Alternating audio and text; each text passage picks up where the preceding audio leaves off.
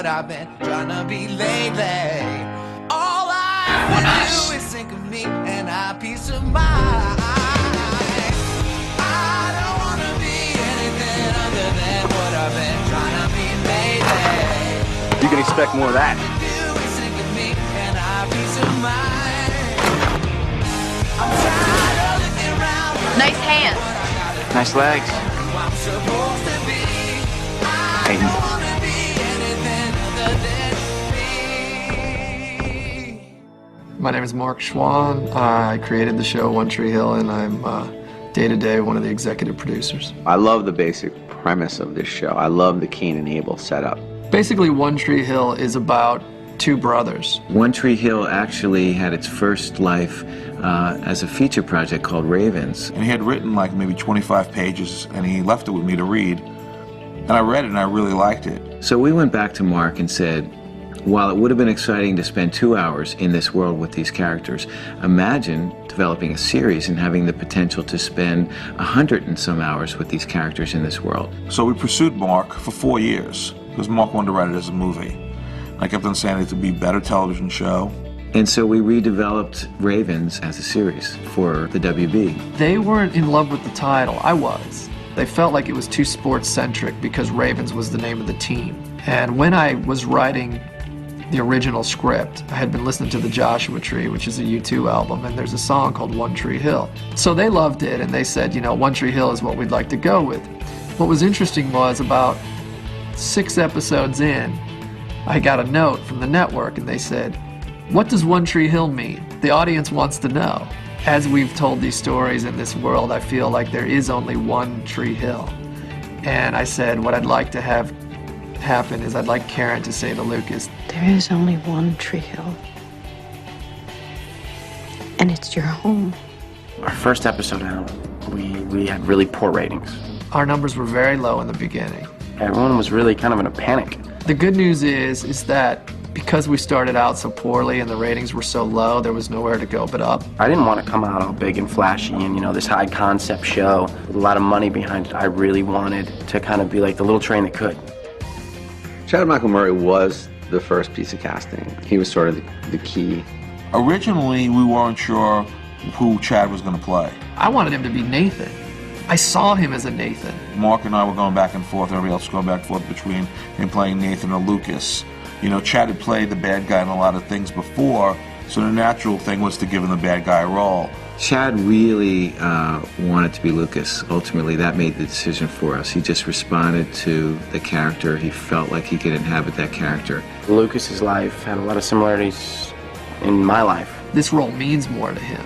My mother left when I was a kid, and I felt like I had an opportunity to bring the truth and the reality to a story that I don't think a lot of people may have been able to have that opportunity to bring the truth and tell the story the way I see it through my eyes anyway. I told you it was going to get worse. James Lafferty had more experience as a basketball player than as an actor.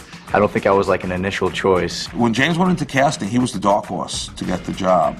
I had to go through probably 5 or 6 auditions to actually get the part. James is a kid I had screen test for The Perfect Score and didn't hire and sort of knew about, and he came in and read for us, and we were like, we weren't really sure, and sort of gave him some notes, and we were going to bring him to the network only because we just didn't have the guy. And I didn't think that my auditions were up to par, but they sort of gave me a chance.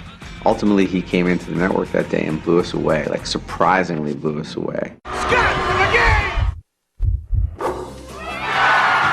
We had met Hillary Burton in casting the movie Radio.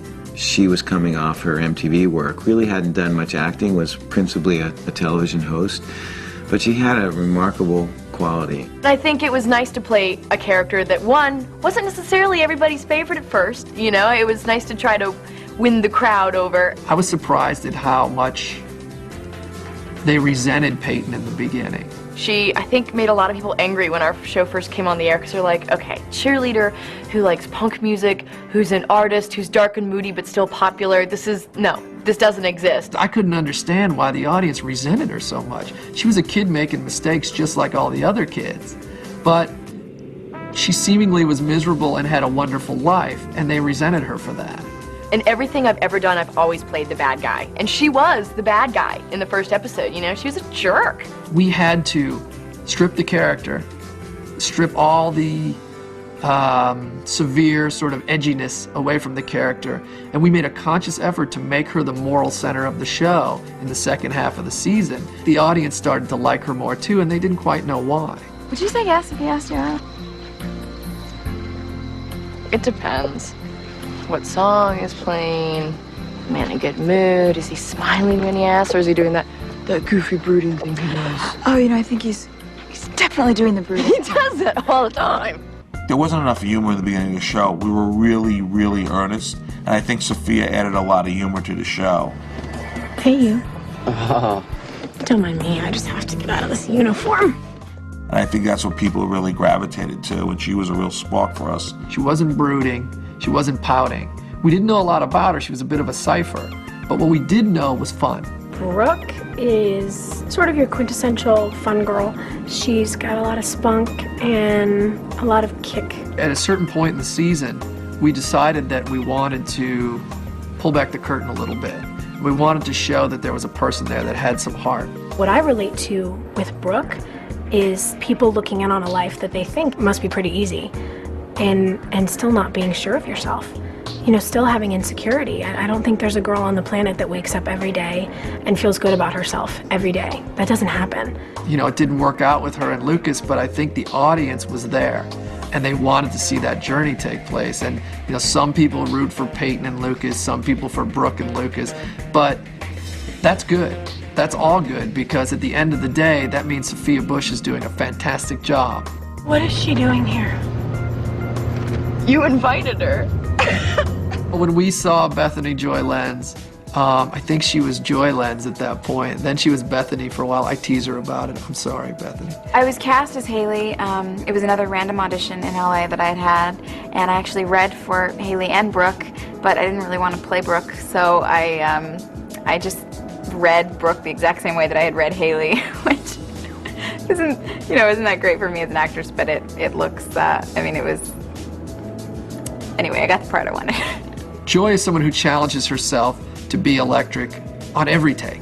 Many times she'll make choices and elevate the material, and you know, that's when you really win. And the water balloon fight is definitely one of my favorites. There's a great scene where Lucas and I are just in the kitchen and making hot chocolate, and that was one of the only scenes I've done where I really felt like they let us have all the time we wanted. We just sat there and there was moments of silence, there was awkward pauses. It was really a joyful scene to film and to go back and watch and go, that's exactly how I wanted it to look. I wanted to remember for a night the way that things were.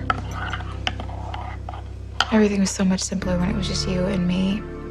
And I'm used to being self-confident and sensible, and I just really feel like a mess right now. You're not a mess. You're just in love.